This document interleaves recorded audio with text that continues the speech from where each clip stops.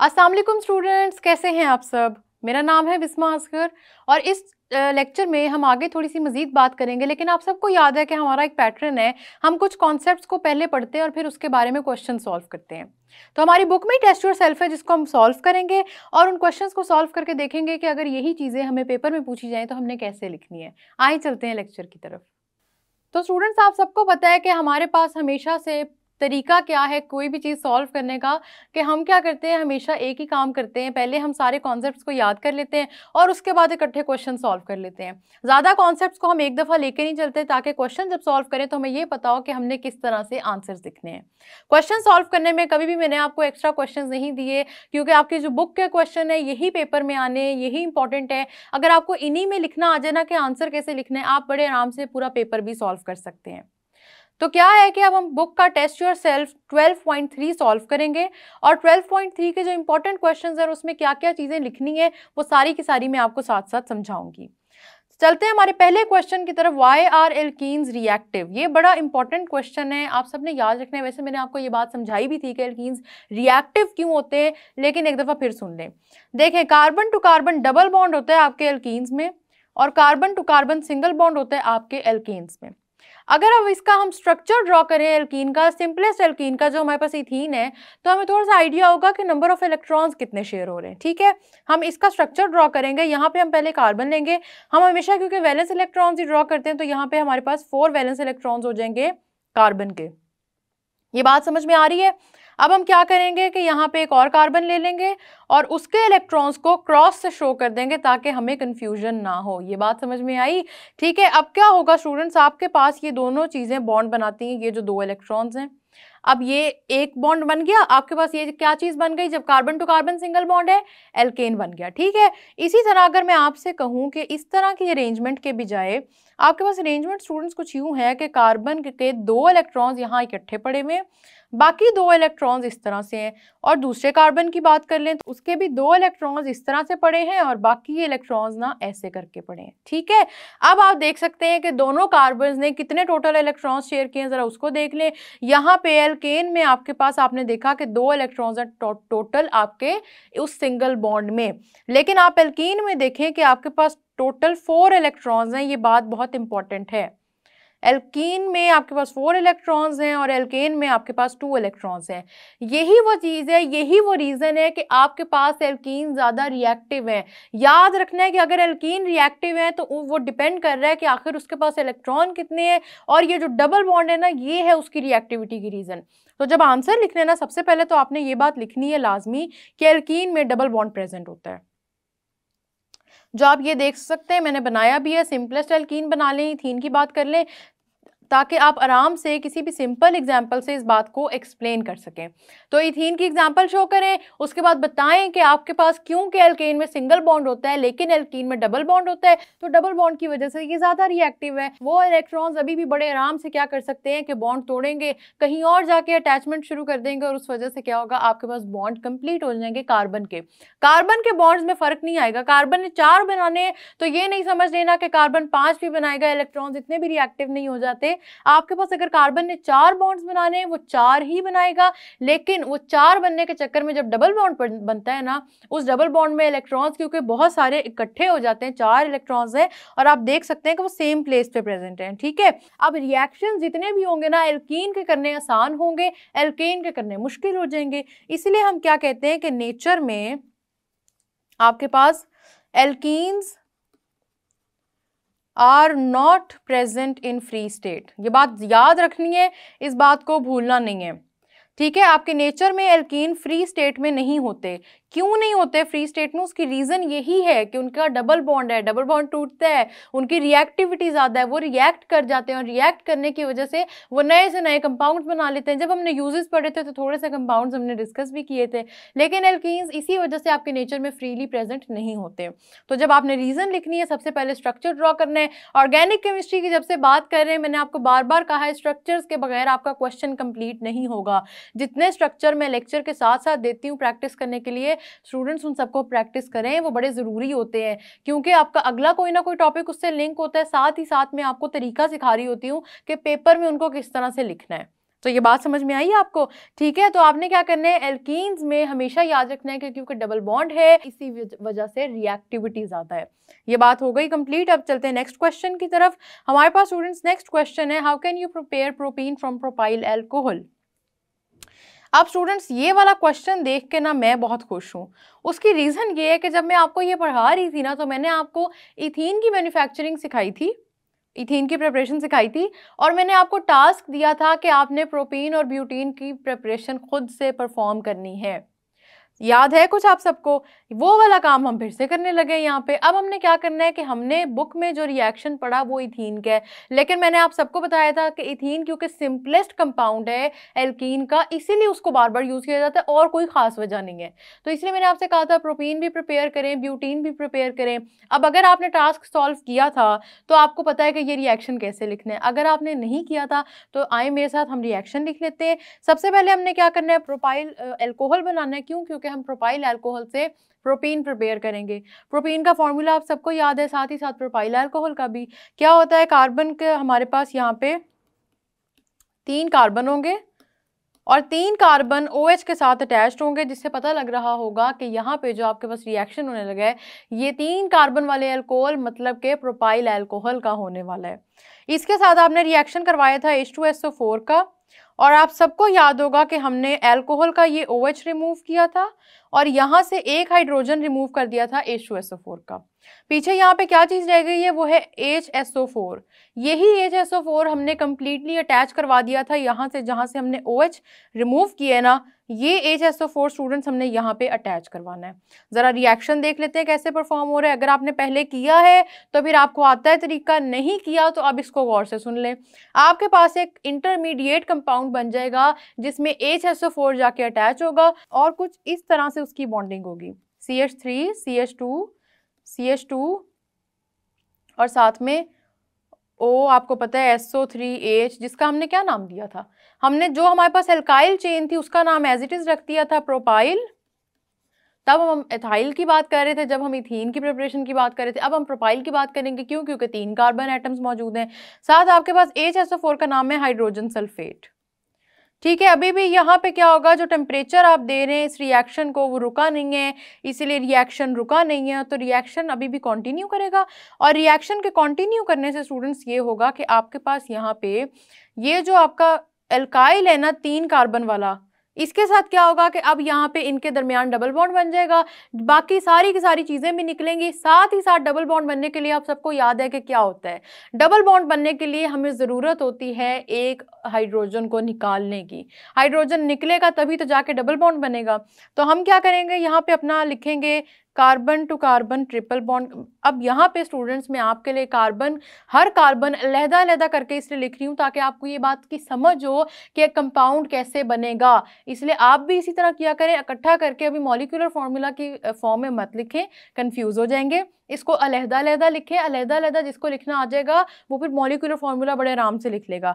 3 carbon वाला हमने alkene prepare करना है। आपको मैंने बताया था carbon to carbon double bond होता है 2 ही कार्बन एटम्स के दरमियान। ठीक है, बाकी इनकी बॉन्डिंग कंप्लीट कर लेते हैं। यहाँ पे आपके पास H2 आ जाएगा, यहाँ पे आपके पास सिंगल हाइड्रोजन आएगा और इधर CH3 एज इट इज रहेगा।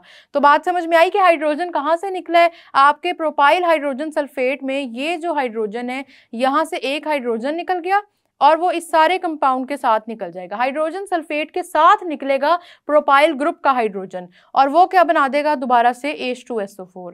इंपॉर्टेंट रिएक्शन है। टेम्परेचर हम कौन सा देते हैं, टेम्परेचर हम 180 डिग्री सेल्सियस देते हैं। इंपॉर्टेंट रिएक्शन है, भूलना नहीं है। सबसे पहले आपने क्या करना है, आपने अपना अल्कोहल ले लेना है, जौन सा मर्जी अल्कोहल आपको कहा गया है। आपसे कहा है आप इथाइल अल्कोहल ले लें, प्रोपाइल अल्कोहल ले लें, ब्यूटाइल अल्कोहल ले लें, पेंटाइल अल्कोहल ले लें, बेशक आपके पास रिएक्शन का जो तरीका है ना स्टूडेंट्स वो आपने याद रखना है, बिल्कुल सेम है। सबसे पहले आपने लेना है अल्कोहल और उसका रिएक्शन करवा देना है सल्फ्यूरिक एसिड के साथ, H2SO4 के साथ, जिसको हमने हमेशा कहा है कि बड़ा इंपॉर्टेंट एसिड है, इसको नहीं भूलना, इसकी बात बार बार करनी है। तो क्या होगा, H2SO4 का निकलेगा हाइड्रोजन। दोबारा से गौर से सुन लें, अगर आपको ये रिएक्शन पहले जब टास्क दिया गया था आपने नहीं किया तो दोबारा गौर से सुन लें। H2SO4 का निकलेगा हाइड्रोजन और साथ ही साथ आपके अल्कोहल का निकलेगा OH। ये दोनों चीज़ें बाहर आ जाएंगी। तो जब ये दोनों चीज़ें बाहर आ जाएंगी आप सबको पता है कि कौन सा दूसरा कंपाउंड बनता है, वो है वाटर। ठीक है, आप में से काफ़ी के माइंड में आया भी होगा कि अभी तक मिस ने वाटर क्यों नहीं बनाया। देखा, इसीलिए क्योंकि आपने प्रैक्टिस की थी। अब वाटर हमारे पास निकल गया, जो चीज़ें रह गई वो है HSO4 और साथ साथ आपके पास ये पूरा का पूरा प्रोपाइल ग्रुप, उसके साथ इसको अटैच कर दें। ये मैंने ऑक्सीजन अलग-अलग लिखे, अगर आपको मुश्किल लग रही है इस तरह से आप इनको इकट्ठा करके लिख दें, कोई मसला नहीं है। ठीक है, आपने इसको कह दिया प्रोपाइल हाइड्रोजन सल्फेट, और प्रोपाइल हाइड्रोजन सल्फेट अभी भी डिकम्पोज करेगा क्योंकि जो आपने टेम्परेचर दिया है वो रोका नहीं है, ये अभी डिकम्पोज करेगा। ये दोबारा से आपने याद रखना है, आपने H2SO4 यूज किया है, आपके रिजल्ट में रिएक्शन के एंड पे H2SO4 वापस आना चाहिए। अगर H2SO4 ऐड किया है तो एंड पे H2SO4 वापस आना चाहिए। आपके पास HSO4 तो आपको पता है कहाँ से आएगा। हाइड्रोजन निकालने, फिर आप प्रोपाइल में से प्रोपाइल यूज कर रहे हैं उसमें से निकाल दें, ब्यूटाइल यूज कर रहे हैं उसमें से निकाल दें, लेकिन एक हाइड्रोजन का निकलना बड़ा जरूरी है। क्यों? क्योंकि आपने H2SO4 को कंप्लीट करना है। ये बात समझ में आ रही है आप सबको। और यहाँ पे हमारे पास बन गया है प्रोपीन। हमने इसकी बात ऑलरेडी की हुई है। और प्रोपीन की जब बात करते हैं, वैसे तो मैंने आपको सिखाया था जब नेमिंग का, तो मैंने आपसे कहा था कि आपने इंडिकेट करना है कि डबल बॉन्ड कहाँ पे अटैच है, लेकिन प्रोपीन वाली एग्जांपल मैंने आपको जरूर सिखाई थी, पर आप सबने याद रखना है वो आपकी अंडरस्टैंडिंग के लिए थी। आप प्रोपीन का डबल बॉन्ड जिधर भी लगाएं, आपकी जो काउंटिंग है ना वो हमेशा वो सेम ही बनेगी। ठीक है, तो आप सबने याद रखना है कि प्रोपीन का नाम बेशक ना दें डबल बॉन्ड, क्योंकि टर्मिनल पे अगर डबल बॉन्ड टर्मिनल पे लगा, ये बात भी याद रख लें, अगर डबल बॉन्ड टर्मिनल पे लगा हुआ है तो बेशक प्रोपीन को नाम ना दें, लेकिन आप सबने याद रखना है कि प्रोपीन जरूर कह देना है, क्योंकि डबल बॉन्ड उसके अंदर आ गया है, अब आप उसको कोई और नाम दे नहीं सकते। तो ये रिएक्शन समझ में आ गया आप सबको। दोबारा इसको 2-4 दफा लिखें और देखें कि आपका कैसे, कहां से क्या चीज निकलती है, हाइड्रोजन कहां से एलिमिनेट हो रहा है, आपके पास OH कहां से निकल रहा है, H2SO4 कैसे पहले डिकम्पोज हुआ वापस से दोबारा बन गया, आखिर ये कैसे बना, ये सारा का सारा रिएक्शन सॉल्व करें। और अभी भी आपको वही टास्क है जो पहले था कि आपने क्या करना है, अब प्रोपाइल वाला कर लिया, इथाइल वाला भी कर लिया, अब ब्यूटाइल अल्कोहल यूज करें और पेंटाइल अल्कोहल यूज करें और उससे बनाए, ब्यूटाइल अल्कोहल से ब्यूटीन बनाए, पेंटाइल अल्कोहल से पेंटीन बनाए। सारा का सारा प्रोसेस सेम है, प्रोसीजर पूरा सेम है। आपने सिर्फ क्या करना है कि H2SO4 को देखना है कि वो कहाँ से कैसे निकलेगा और कैसे उसकी फाइनल मैन्युफैक्चरिंग होगी। ये बात समझ में आ गई। पेपर में अगर ये क्वेश्चन आएगा तो साथ इंग्लिश में थोड़ा सा लिख के एक्सप्लेन भी कर देना और कंपाउंड्स के नाम लिखने मत भूलना। ये देखें स्टूडेंट्स, ये आपके पास प्रोपाइल अल्कोहल है, इसका नाम भी लिखना है आपने। H2SO4 सल्फ्यूरिक एसिड है, इसका नाम भी लिखना है। सारे नाम ना याद हों, लेकिन जो ज़रूरी चीज़ें हैं वो याद रखा करें और उनको इंडिकेट किया करें। ये जो प्रोपाइल हाइड्रोजन सल्फेट है, आपने याद रखना है। अब आपके माइंड में क्वेश्चन आएगा कि अगर हम ब्यूटाइल अल्कोहल यूज़ करें तो इस इंटरमीडिएट कंपाउंड का क्या नाम होगा, तो आपने याद रखना है H2SO4 की तरफ से आ रहा है ये हाइड्रोजन सल्फेट, इसलिए हाइड्रोजन सल्फेट हमेशा नाम के साथ लिख देना है और आपके पास जो भी एल्काइल ग्रुप है साथ उसका नाम आ जाएगा। तो समझ आई नेमिंग किस तरह से करनी है? इजी है, आपको सिर्फ सुन के शायद समझ ही आएगी, याद नहीं होगा। इसलिए याद करने का तरीका यही होता है केमिस्ट्री में, ऑर्गेनिक केमिस्ट्री को खास तौर पे, कि उसको सॉल्व करें दोबारा और उसको याद करना सीखें। नेक्स्ट क्वेश्चन की तरफ चलते हैं, which is give a test used to identify unsaturation of an organic compound. आप सबको पता है, हमने ये बात भी बड़ी डिटेल में की थी कि 2 तरह के टेस्ट होते हैं। सबसे पहले तो ब्रोमीन वाटर टेस्ट है, ठीक है, जिसका एक ब्रोमीन वाटर टेस्ट जब हम पढ़ रहे थे केमिकल प्रॉपर्टीज ऑफ एल्कीन्स में, तो हमने इसको सिर्फ इस नाम से पढ़ा था, हेलोजिनेशन ऑफ एल्कीन्स। ठीक है ना? कैसे हेलोजिनेशन हुई है कि आपने इथीन ले लिए और आपने इसका रिएक्शन करवा दिया है विद ब्रोमीन। अब ब्रोमीन के साथ रिएक्शन करवाया है तो क्या होगा, डबल बॉन्ड टूटेगा और इसके टूटने की वजह से आपके पास दोनों जगहों पे आके ब्रोमीन अटैच हो जाएगा। ठीक है स्टूडेंट्स, आप सबने याद रखना है, ब्रोमीन आके अटैच हो गया। अब ब्रोमीन अटैच हो गया, इसको कहते हैं 1,2-डाइब्रोमोइथेन, और साथ ही साथ क्योंकि डबल बॉन्ड टूट गया इस वजह से ये बात भी हमें पता चल गई कि यहाँ पे डबल बॉन्ड था वंस अपॉन अ टाइम। ठीक है, ये हो गया अनसैचुरेशन का फर्स्ट टेस्ट। इसमें कौन से चेंजेस आते हैं? ब्रोमीन का कलर होता है रेड ब्राउन, वो चेंज होकर ख़त्म हो जाता है, डिस्कलरेट हो जाता है। और साथ ही साथ आप सबने याद रखना है कि इस तरह से हम इसको यूज़ कर लेते हैं, लेकिन इसमें कुछ और भी प्रॉपर्टीज़ हैं, वो आप बेशक ना लिखें, आपने रिएक्शन ज़रूर लिखना है, ये नहीं आपने ख़त्म करना। ठीक है, एक और चीज़ आप सब ने याद रखनी है कि इसमें हम कंडीशन कौन सी दे रहे हैं। ऑर्गेनिक केमिस्ट्री के रिएक्शंस हो, कंडीशंस की बात ना हो, ऐसा हो नहीं सकता। तो कार्बन टेट्राक्लोराइड हमारे पास इनर्ट सॉल्वेंट है जो हम यूज़ करेंगे, एरो के ऊपर लिखते हैं हमेशा कंडीशन, इसलिए इस तरह से आपने लिख देना है। अगली बात करते हैं, हमारे पास नेक्स्ट टेस्ट है हमारे पास बेयर्स टेस्ट। इसमें हमने पहले बात की जब टेस्ट फॉर अनसैचुरेशन में, तो हमने एल्कलाइन KMnO4 यूज़ किया, लेकिन दोबारा जब हमने इसके रिएक्शंस देखे केमिकल प्रॉपर्टीज़ में तो हमने एसिडिफाइड यूज़ किया। आप दो जो मर्जी यूज़ करें, लेकिन फिर स्पेसिफाई करें कि आप कौन सा KMnO4 यूज़ करें। बेयर्स टेस्ट में अल्कलाइन ही लिखा होना चाहिए, और जब आप केमिकल प्रॉपर्टीज़ लिखें एल्कीन की, तो ऑक्सीडेशन ऑफ KMnO4, जब ऑक्सीडेशन विद KMnO4 की बात करें तो वहाँ पे लाजमी लिखें कि एसिडिफाइड KMnO4 है। बात समझ में आ रही है? बेयर्स टेस्ट में आपके पास है एल्कलाइन। अगर भूल भी गया पिछला चैप्टर तो रिवाइज कर लें मेरे साथ साथ, और ज़रा दोबारा जाके एक दफ़ा अपनी बुक में देख भी लें कि पिछले चैप्टर में क्या लिखा हुआ है। और अगर आपने बात करनी है ऑक्सीडेशन विद KMnO4 की, तो उसमें आपने बताना है कि यहाँ पे एसिडिफाइड KMnO4 यूज़ हो रहा है। ठीक है, ये दो डिफरेंट चीज़ें हैं, लेकिन रिएक्शन सेम होगा। कहाँ पे क्या मेंशन करना है वो बहुत ज़रूरी है, प्लीज़ उसको कंफ्यूज नहीं करना। दोनों को अलग-अलग स्पेसिफाई कर दीजिएगा। जो पूरा का पूरा रिएक्शन है उसमें क्या होगा, सबसे पहले आपने इथीन ले लेना है। ठीक है, इथीन लेने के बाद आपने इसका रिएक्शन करवा देना है KMnO4 से, और क्योंकि हम इस रिएक्शन में जो KMnO4 यूज़ करें, ये डाइल्यूट यूज़ करें, हमने यहाँ पे वाटर भी ऐड कर देना है। इसके बाद क्या होगा कि यहाँ पे आपका डबल बॉन्ड टूटेगा, डबल बॉन्ड के टूटने की वजह से दोनों कार्बन्स के साथ OH आके अटैच हो जाएगा। ठीक है, दोनों कार्बन्स के साथ आके OH अटैच हो जाएगा, तो इस तरह से ये आपका कंपाउंड बन गया, जिसका नाम हमने देख लिया था 1,2 इथेन डाइओल होता है। उसकी रीज़न भी हमने देख ली थी, और साथ ही साथ आपने याद रखना है कि जो बाकी चीज़ें बनेंगी वो है मैंगनीज ऑक्साइड और पोटेशियम हाइड्रोक्साइड। ठीक है, ये सारी की सारी चीज़ें याद रखनी बहुत इंपॉर्टेंट है, पेपर में आएंगी। और रिएक्शन बैलेंस नहीं होगा, जो मैंने आपको टास्क दिया था, तो बड़ा मसला हो जाएगा, क्योंकि फिर एग्जामिनर को पता लग जाएगा कि आपको ये रिएक्शन सॉल्व करना नहीं आया। टास्क दिया था, जिन्होंने टास्क सॉल्व किया है उनको याद होगा कि इस रिएक्शन को बैलेंस कैसे करना है, और उनको ये भी याद होगा कि अनसैचुरेशन का कैसे पता चला कि आपका ये जो डबल बॉन्ड है ये टूट गया था, और यहाँ पे आके ये दो OH ग्रुप्स अटैच हो गए थे। ठीक है, ये बातें समझ में आ गई। अब हम चलते हैं नेक्स्ट क्वेश्चन की तरफ। ये दोनों टेस्ट अगर अनसैचुरेशन के लिए पूछे जाए, ये दोनों टेस्ट इंपॉर्टेंट है। ऑर्गेनिक केमिस्ट्री में भी पढ़ा, केमिकल प्रॉपर्टीज में भी हमने देख लिया। ऑर्गेनिक केमिस्ट्री के चैप्टर में जब हमने पढ़ा, हमने केमिकल रिएक्शंस नहीं देखे, वहां पे हमने सिर्फ बात की कि किस किस तरह आपने क्या क्या कंडीशंस प्रोवाइड करनी है। लेकिन जब हमने एल्कीन की केमिकल प्रॉपर्टीज पढ़ी तो हमने देखा कि वही टेस्ट है, लेकिन उसमें क्या केमिकल रिएक्शन होता है जो पता लग जाता है अनसैचुरेटेड कंपाउंड है।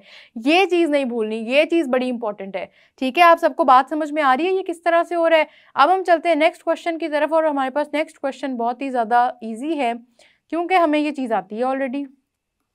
Give a few uses of, next question is give a few uses of ethene. ठीक है, इथीन के यूजेस हमने पढ़े हैं, और तो हमने किसी चीज़ के यूजेस वैसे पढ़े भी नहीं है, तो मैं आपके लिए यहाँ पे दोबारा रिवाइज कर देती हूँ। आपके पास आर्टिफिशियल राइपनिंग ऑफ फ्रूट्स है, साथ ही साथ आपने याद रखना है ये जनरल एनेस्थेटिक के तौर पर यूज़ होता है। फिर पॉलीथीन का यूज़ है कि प्लास्टिक मटीरियल में यूज़ होगा, फिर पॉलीथीन का यूज़ है कि ये प्लास्टिक मटीरियल में यूज़ होगा। उसके बाद आपने याद रखना है रॉ मटीरियल। दोबारा तो इथीन के जितने यूजेस हैं ना, वो आपके लिए मैं रिपीट कर देती हूँ। सबसे पहले आर्टिफिशियल राइपनिंग ऑफ फ्रूट्स। ठीक है स्टूडेंट्स, आर्टिफिशियल राइपनिंग, मैंने आपको इसके बारे में एक इंपॉर्टेंट बात भी बताई थी कि बनानास खुद ऐसे एल्कीन्स प्रोड्यूस करते हैं जो राइपनिंग करवा देते हैं। फिर आपके पास एनेस्थेटिक, जनरल एनेस्थेटिक, फिर आपके पास जनरल एनेस्थेटिक की फॉर्म में है ये। ठीक है, उसके बाद आपने याद रखना है पॉलीथीन। पॉलीथीन क्या चीज़ होती है? प्लास्टिक मटेरियल होते हैं। डिटेल में मैं इससे नहीं जा रही क्योंकि हमने ये बातें सारी की सारी पहले डिस्कस कर ली हैं। Then you have to remember ये रॉ मटेरियल के तौर पे यूज़ होता है। रॉ मटेरियल के तौर पे यूज़ होता है तो क्या क्या चीज़ें बनती हैं इसकी वजह से? रॉ मटेरियल के तौर पर जब इथीन यूज़ होता है तो आपके पास इथाइलिन ऑक्साइड, इथाइलिन ऑक्साइड बन जाएगा, इथाइलिन ग्लाइकोल बन जाएगा, और साथ ही साथ इथाइल अल्कोहल बन जाएगा। ठीक है, ये तीनों के क्या क्या डिफरेंट यूजेस थे आप सबको याद होंगे। एक है फ्यूमिगेंट, दूसरा है ये थर्ड है सॉल्वेंट, और सेकंड वाला है एंटी फ्रीज। ठीक है, ये सारी की सारी चीज़ें इंपॉर्टेंट हैं। एंड फाइनली हमने देखा था कि ये मस्टर्ड गैस में भी यूज़ होता है। मस्टर्ड गैस वो है जो वॉरफेयर में यूज़ होती है, वो भी पॉइजनस गैस है। फ्यूमिगेंट के तौर पर यूज़ होगा तो ये चीज़ भी पॉइजनस है। तो ये जो सारे के सारे यूजेस हैं स्टूडेंट्स, ये बड़े इंपॉर्टेंट हैं। अब पेपर में इसके बारे में क्वेश्चंस किस तरह से आएंगे? पेपर में इसके बारे में क्वेश्चंस ऐसे आएंगे कि आपसे एल्कीन्स के जब पूछा जाएगा ना एल्कीन्स के बारे में, सोर्सेज बड़े इंपॉर्टेंट हैं। सोर्सेज पे क्वेश्चंस आते हैं, सोर्सेज पे एमसीक्यूज आ जाते हैं कि आखिर आपके पास कहाँ कितनी क्वांटिटी प्रेजेंट है। साथ ही साथ आपके पास जितने प्रिपरेशन मेथड्स हैं कि एल्कीन्स को प्रिपेयर कैसे करना है, और उसके अलावा केमिकल रिएक्शंस हैं, जितने रिएक्शंस हैं ना वो सारे बड़े इंपॉर्टेंट हैं। और रिएक्शन लिखें तो बातें ज़रूर किया करें, सारी की सारी बातें रिएक्शन लिख के किया करें। और उसके अलावा अगर आपसे सोर्सेज पूछा जाए, एल्कीन्स की डेफिनेशन पूछी जाए, या सिर्फ आपसे पूछा जाए कि एल्कीन के यूजेस क्या होते हैं, इन क्वेश्चंस में भी आपने स्ट्रक्चर बनाए बगैर क्वेश्चन कंप्लीट नहीं करना। ठीक है, स्ट्रक्चर बहुत इंपॉर्टेंट है। चीज़ें कोई ज़्यादा थी नहीं, थोड़ी थोड़ी चीज़ें जो हमने साथ साथ देखी हैं, एक दो दफ़ा सुन के तो आपको ज़रूर याद हो गई होंगी, लेकिन आपने इनको रिवाइज ज़रूर करना है। रिवाइज नहीं करेंगे ये भूल जाएंगी, पेपर में बड़ी मुश्किल देंगी।